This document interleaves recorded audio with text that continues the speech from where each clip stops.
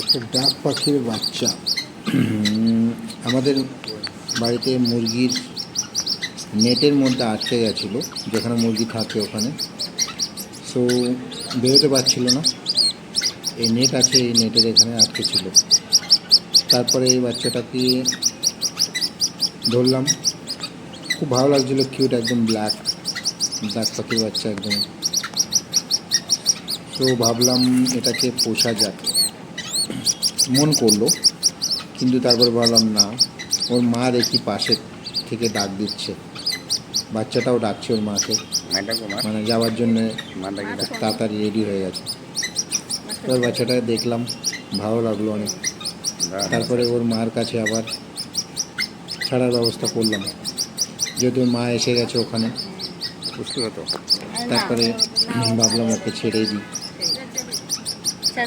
তারপরে যেই না ছাড়া হয়েছে, যেই ছাড়া হয়েছে, সে একদম লাফ দিয়ে ওর মার কাছে চলে গেল, আর ওর মা ওকে নিয়ে চলে গেল।